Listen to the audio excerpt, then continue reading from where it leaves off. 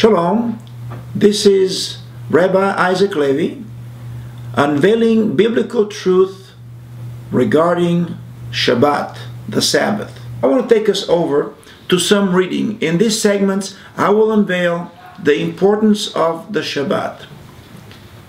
We're going to think about the Shabbat as being one of the titles that belong to the Lord.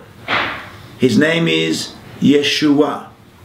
I've written a book by the name of Yeshua, and it is very important to understand why I wrote this book. What was the purpose and the reason behind the writing of the book Yeshua? Thousands of books that were written about Jesus, about Christ, about Yeshua.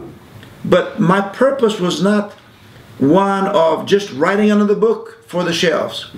It was with an intent to unveil something very important.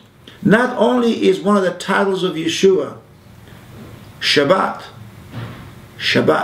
He is the ultimate Sabbath. Here's one thing to consider before we go into the scriptures from the beginning. Shabbat is not only the person of Yeshua, but Shabbat is also eternity. Sabbath is the only day that has a name and a number. We already established that Shabbat is one of the many titles that belong to the Lord Yeshua. We also began to touch a little bit about what is one of the names of eternity. See, we have maybe a couple, three names in the English language that describe eternity. But one name that we have neglected is called Shabbat. Yes, Shabbat represents eternity. So let us see if we can put a graph imagery in our mind. There is a straight line across the horizon, and it represents Shabbat, rest. Within this horizontal line of eternal Shabbat, at this one point, God begins to interrupt His eternal Shabbat, and He begins to work for 6 days. For 6 working days, God interrupts eternity, and He creates heaven and earth and man.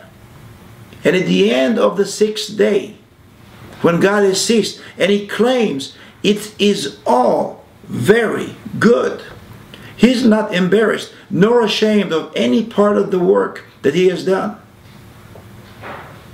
What does He do? He reverts back to the eternal Shabbat. What is all this say to us? Yes, we are rehearsing in our working days of the week. When we celebrate the working days of the week, 1 through 6, we're celebrating, we're mimicking, we are rehearsing what God has done. We're mimicking what God has done for 6 days, and now we are doing it. What else do we need to mimic? When He went to rest, we are now rehearsing the 7th day, ending of the week of rest. What are we rehearsing for? When Yeshua, the Son of God, whom you know Him as Jesus, when He comes back to establish His kingdom, we will understand the impact of the Sabbath. And thus, eventually when the 7th 1,000 year is complete, the full cycle of Shavuah is fulfilled, then He turns everything back to His God, to His Father, so we can enter into His Shabbat, into His Sabbath, for eternity. One eternal time of a Sabbath of rest, with never again, by the sweat of thy brow, you shall eat.